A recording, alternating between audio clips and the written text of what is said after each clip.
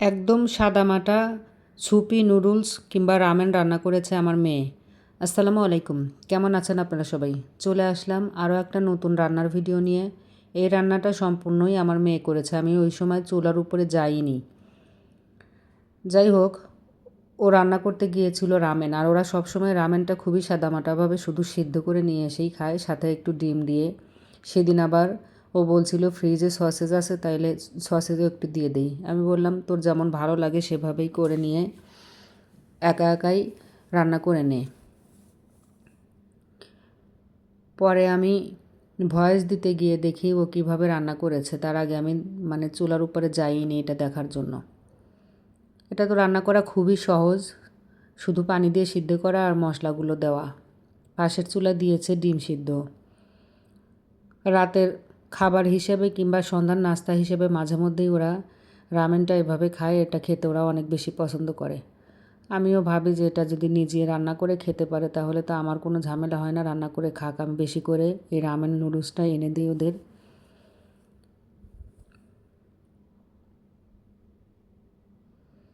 প্রায় সেদ্ধ হয়ে গেছে নুডলসটা, ডিমটাও পাশে সেদ্ধ হয়ে গেছে, ডিম নামিয়ে নিয়েছে। এখন সসেসটা ভাজলেই এটা খাওয়ার জন্য সম্পূর্ণ রেডি হয়ে যাবে। ছোট মানুষের রান্না খুব একটা সসেসটা বেশি কড়া বানিয়ে ফেলেছে, ভেজে ফেলেছে। আর একটু কম ভাজলে ভালো হতো। যেহেতু আমি চুলার উপরে যাইনি সেজন্য ভুলটা আমারই। ও তো বুঝে উঠতে পারেনি, বেশি লাল করে কড়া করে ভেজে ফেলেছে সসেস।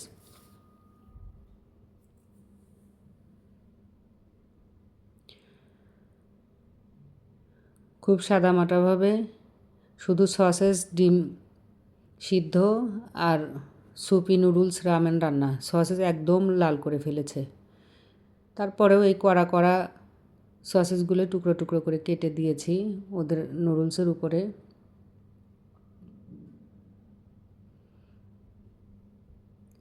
সসেসের স্মেলগুলো ভালো আছে, স্মেলটা আমার ভালো লাগে এই সসেসের।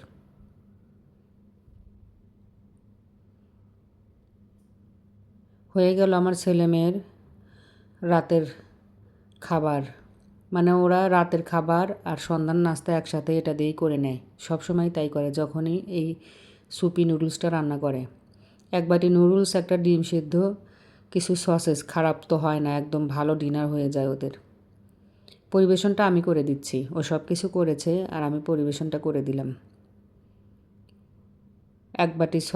এক বাটি নুডলস রেডি। আল্লাহ হাফেজ।